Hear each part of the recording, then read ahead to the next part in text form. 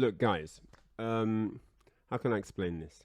So when we're talking about fighting game longevity, you have to think of fighting games as like, because we're really limiting our experience with the games that we play. No matter what the game is, whether it's a popular fighting game, one that's not so popular, one that's really popular, one that has a large community, small community, it's all the same, right? We're really limiting our gameplay experience by the way that we think about these different games. And I think one of the things we do wrong is it's thinking that we know everything. We should never think, well, I know this, I know everything there is to know about this game now. I can move on. How many times have you ever quit a game, gone back to it, and seen that the community for that game has developed the game even further than the knowledge you have? And that's happened with every single fighting game I've ever played. King of Fighters 94. 1994 I played this game. People are still playing it now, and the game looks completely different now. Next combos, setups, tech, like it's crazy. Super Turbo, still tournaments in Japan, still top level players, still developing matchups. This game came out, what, in the 90s, man? And people are still playing it, still developing tech, you know? All these years later on, 30 plus years later on, people are developing stuff. So, Street Fighter 2 91, right, came out. If you would watch a Street Fighter 2 tournament today, it wouldn't look like that. It wouldn't look like how the game looked when you played it, because matchups have been further developed and polished and moved on. You have to think of fighting games as a 10,000 piece jigsaw puzzle. I know I'm giving it a finite quota here, but let's say every fighting game is a 10,000 piece jigsaw puzzle. You may only play up to 300 pieces. You might play up to 6,000 pieces, but you never, ever, ever get to 10,000 pieces on any fighting game you play. Why? Because you either quit or something else comes out and you play that instead. You never last long enough to see what the game looks like at 10,000 pieces. No fighting game you've ever played have you maximized. You didn't know everything about any fighting game that you've ever played. Just think about that for a second. Stop what you're doing and think about how deep that is. No matter how many years you committed to any fighting game you've ever played, you didn't know everything. There was stuff you didn't know. If you was to go back to that game now that you used to play and watch players that never quit, they'd do combos you've never seen. They'd have setups you've never seen. They'd have new max damages, new safe jumps, new setups, new whiff punishes, weird glitches where, like, if you stand in a certain space, a move don't hit you in that position. Like, stuff has been developed further. It's evolved. The meta has evolved. And we get so lost in, well, this matchup's unwinnable. There's nothing more you can do here. This character's broken. That's unstoppable. And we really limit our development. On every fighting game we play, we limit ourselves by telling ourselves, A, I know everything. B, there's nothing you can do. Those are the most negative things you can tell yourself. Because don't think for any minute that people that don't develop on fighting games are not smart people. They could have higher IQs than everyone in this chat. But it's just a question of how do they apply themselves. If you apply the mentality that you know everything, you're limiting yourself at the door. You're literally showing up and saying, hey, I don't need to go to this party. I know what it's like inside. You're limiting your experience count. You don't know what you could develop if you go in there, but you're just telling yourself, no, I don't need to do that.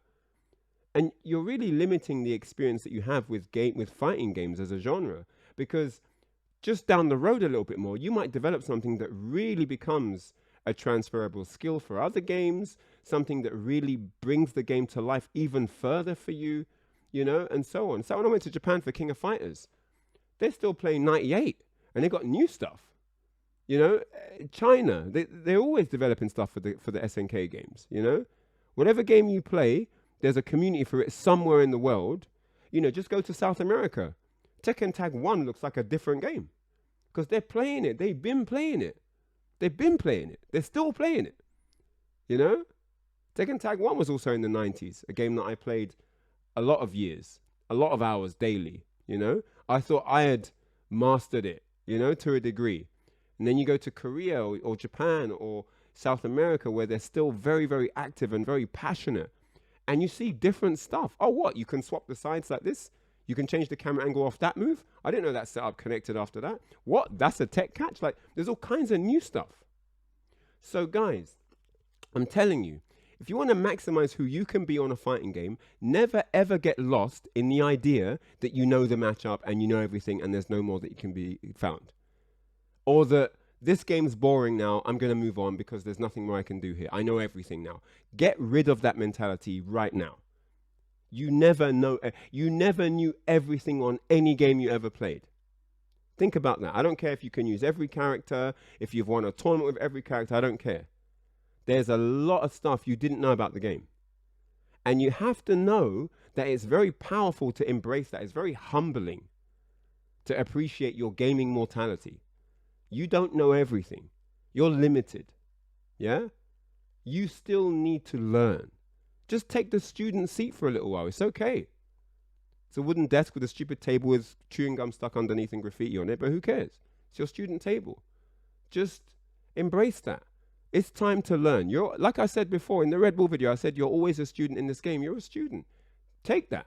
Stop telling people that you know all the matchups. This is 6-4, that's 7-3. Shut up. Just shut up. Stop talking like that. You don't know what the game's about.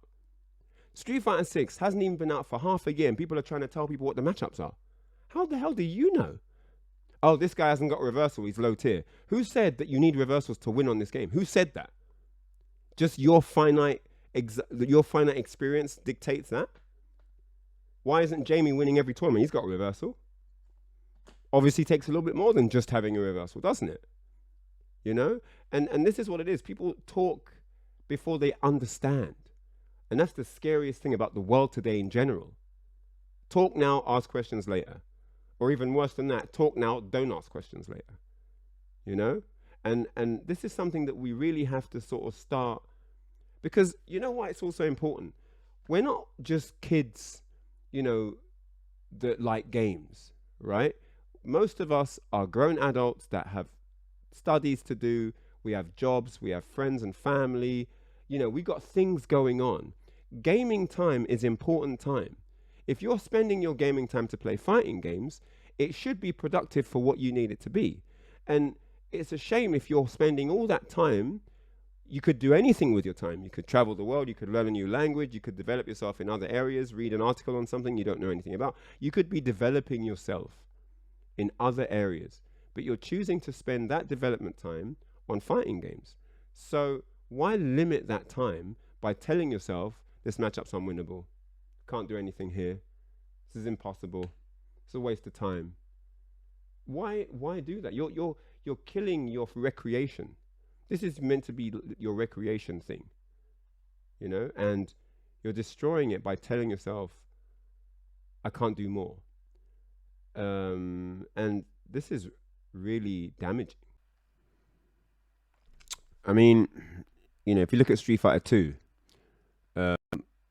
I had a very thriving community in South London. A lot of guys. I think we had 50 to 100 players. That's just my little area. There were communities everywhere back then, all over the country. But yeah, we had tons of players. So you would think, yeah, man, we've got enough players to know all the matchups, to learn everything.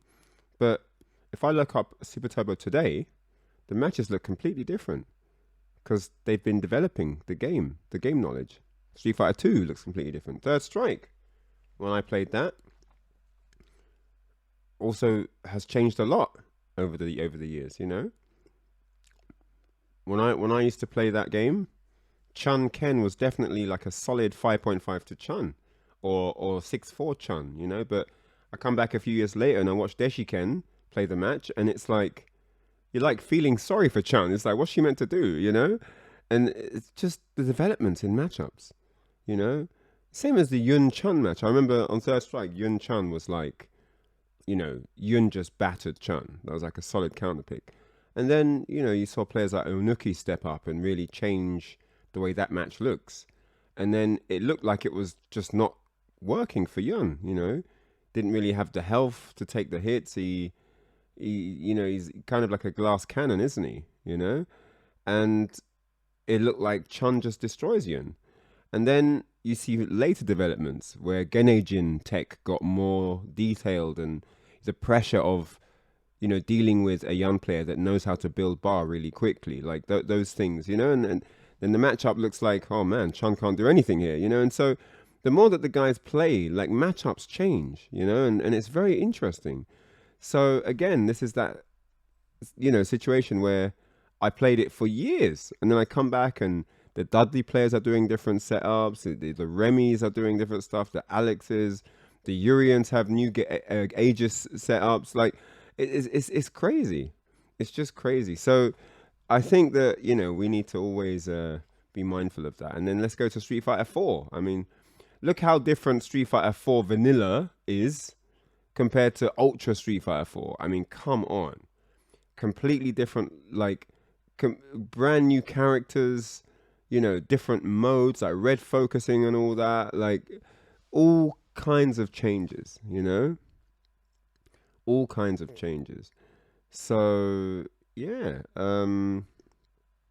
Street Fighter 5 again, season 1, looked really different to season 3, and think about the first Capcom Pro Tour for Street Fighter 5. How different was that to the last one? Just in terms of game content, it's completely different. The characters people are using are different, like the strategy is different. It's just a different game. And so you've got to know that Street Fighter 6 is probably going to be a bit more of that as well. So we don't need to get too lost in what's in this season 1, because it's all going to change. We're getting Aki soon. No Saltfish. I call her Aki. AKI. How do you pronounce it? I don't know. But yeah, it's just, I mean, man, I don't know. I hope that people can actually embrace that, we're at the beginning of something very interesting, and I don't want, the portion of experience that can be enjoyable in to be marred by negativity focused on what people can't get around today, because that's not in any way final. The game we're looking at today, So anyway, guys, yeah, very important to not get too lost in that. No one's thinking about the length of time the game's going to be around for, No one's thinking about what they're going to learn within the next 5 years. You know what I mean? No Street Fighter game looks now the way it looked on year 1. I mean, Street Fighter 4, yeah? The last Capcom Pro Tour was 2015, I think, yeah?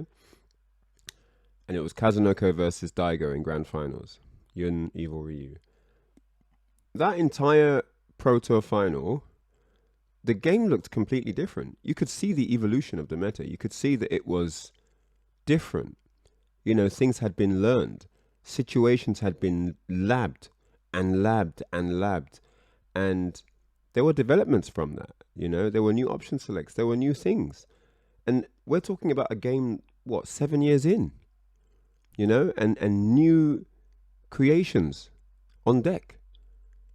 And this is what it is. The reason you never get to the end of a game is because it takes about 10 years to get there. And even then you're not there.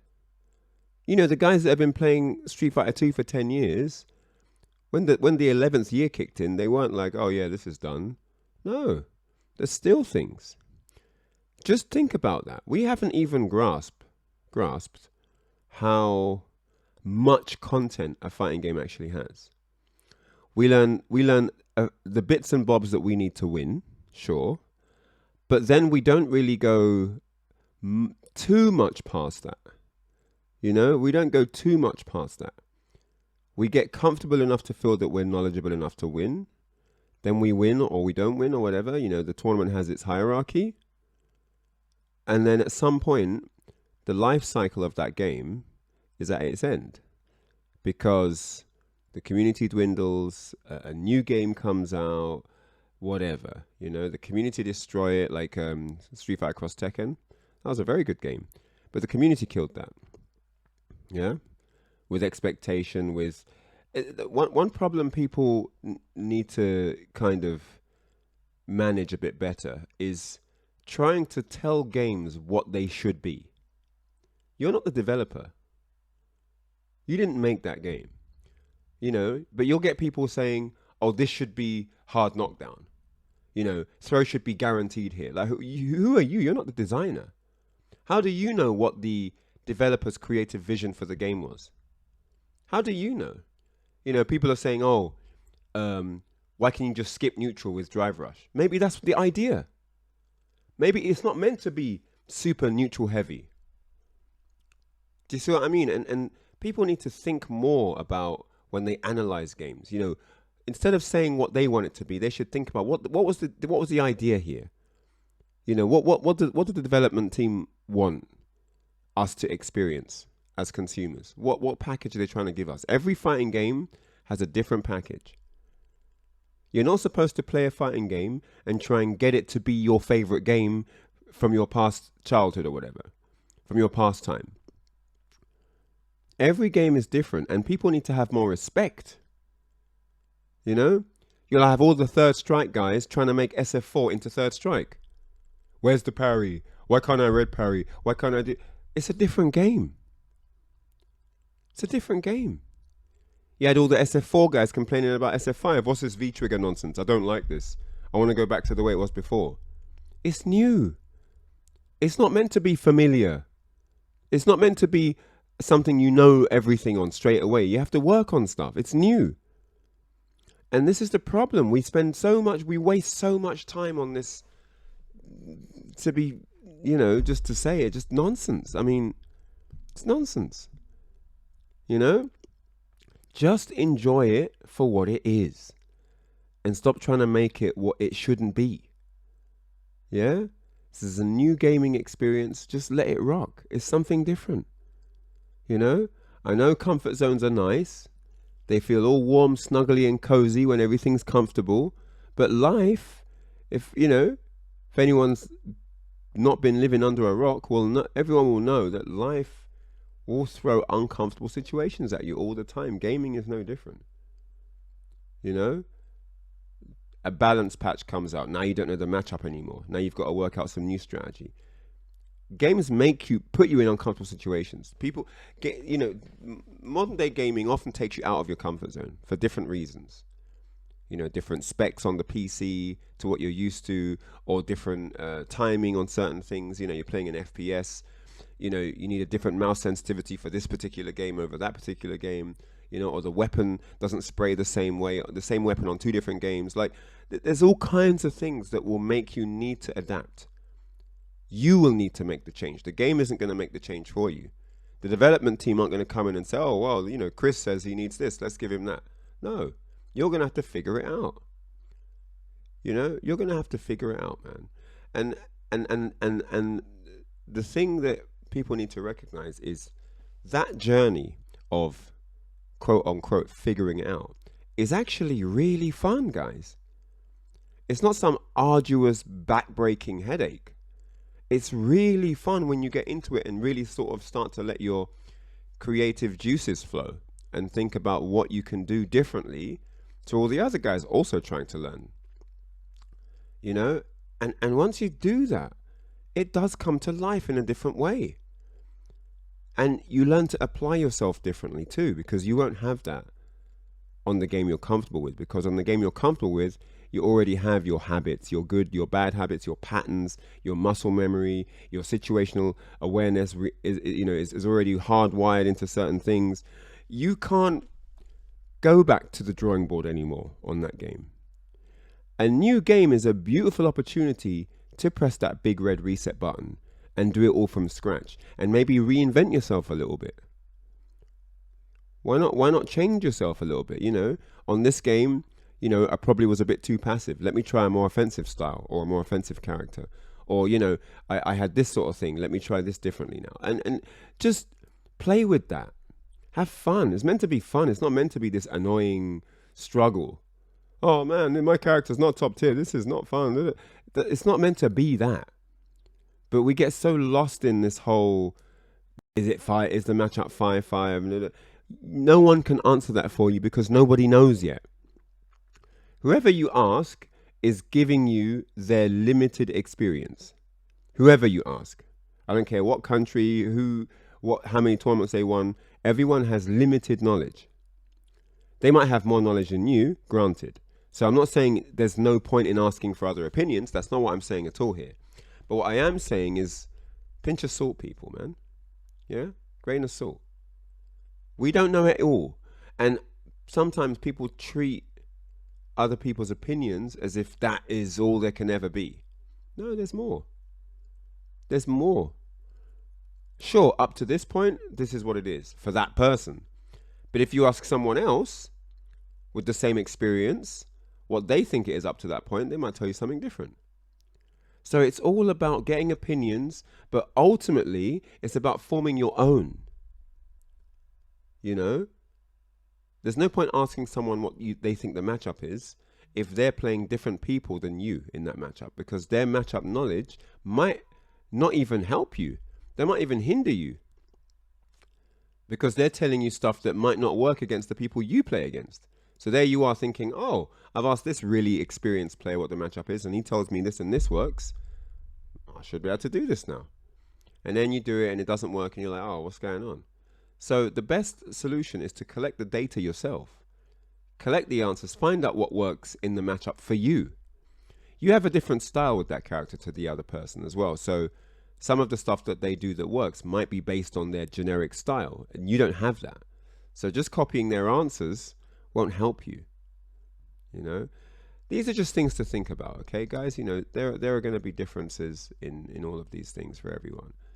But definitely think about it, man, because at the moment we're definitely losing a lot of quality in how we appreciate fighting games. You know, we're not really giving ourselves a chance to appreciate what the development team are doing with these things. You know, we're always trying to talk like we know it all and everything, and when that's just not the case, we really lose a lot of opportunity, you know, and it's just a shame. It really is. So I reckon appreciate the depth of fighting games. They take 10 plus years to learn. Not to learn how to play it, but when I'm saying that situation where, you know, people talk like they know everything, there's nothing more to learn, nothing more can be done here and all this stuff. 10 years. You can't talk like that until you've been on it for 10 plus years. And you haven't. In a competitive community, entering tournaments, being part of a community, labbing matchups, playing sets, doing that for 10 plus years is something not many people do. There's a very small minority of people that play at one game for 10 years or more. Very small minority of people. Most people will play the game when it's hot, when it's popular, when it's new, when there's a big tournament coming up, and if they have a good community around them of like players that play actively or tournament scene. But that doesn't last 10 years. That never lasts 10 years. Not that. Not a circuit of, you know, pro tours with millions on the line, you know, six-figure payouts. You won't get that for 10 years on any game. Do you know what I mean? So, you know, Tekken 7, what's that, 2015? We started having tournaments, wasn't it? I think Tekken World Tour, you know, but even that's not a big tournament. You know, that's not like, you don't win 500 grand for that tournament, you know, or whatever. You know what I mean? So anyway, I'm just saying, look, most scenes won't have a tournament pro tour or, you know, a world tour for 10 years straight. The popular fighting games will have their pro tour section where they do that for a bit, and then before you know it, the new one comes out. And the new one will come out way before the 10-year count because people want something new. But people are asking for new stuff before they've even understood everything about the one that they've got. So games are never maximized. We never actually realized how great a game can be because those one or two things you don't know about a matchup could affect your entire opinion on the whole game. You might think differently about the game if you knew these two things. Like, oh, it's not that bad. It's not that volatile. It's not that annoying. Oh, this character can be dealt with. Oh, I can do that. You know, just knowledge is power in that sense, you know, really is. And it's just, when you don't know something, it's hard to see another way. I get that. But guys, we have to start thinking about what we're gonna learn. One thing I'm not hearing anyone talk about with Street Fighter 6, for example, is despite the game not even being out for 6 months, no one's talking about what we're gonna learn. That isn't that a big topic? How the game's gonna change? That's a massive subject. I mean, just look at Street Fighter 5 Season 1. Wasn't like Ken and Chun top tier in Street Fighter 5 Season 1? How'd that work out for those characters? How'd that work out for Chun in Street Fighter 5? Where was she in the end? You know, she wasn't a bad character, but she weren't winning tournaments. She weren't winning mass tournaments around the world, was she? Ken wasn't winning mass tournaments around the world. Okay, there'll be a couple of specialists here and there that, you know, out of 10 tournaments they win 2 or something. I'm not talking about that. We didn't see mass domination from those characters like we saw in Season 1. And that's what I mean. Yeah, that's what I'm talking about. Games change, guys. People need to stop getting lost in the finite information they have now and talking like that's all that matters. It's important that we realize that what we're doing now is part of a long-term project. What you're doing now, it's not going to be exactly like that at the end of this. I mean, look at Street Fighter 5. We got like, what did we get? We got this, I've forgotten the name now. What was the name of that thing? Gosh, playing so much. 6. But you know, at the end of 4, we had Red Focus came in. That was a new thing, a new system change, you know. And on Street Fighter 5, we had this new counter thing, you know. Yeah, and I can't believe I forgot the name now. But you guys know what I'm talking about. And that's something that heavily changed the game. You know, command grab characters became weaker and all this stuff, you know. And so I just think that we have to always think about, you know, what can we do to not get too lost in the limited information we have now. Sure, this is what it looks like it is, but let's keep, you know, a blank page spare so that we can make notes on things that could happen, you know? Don't try and fill the whole book up with these limited things that we know now. There's going to be new characters, there's going to be system changes, there's going to be balance patch updates with frame data changes, combo changes, you know, this does.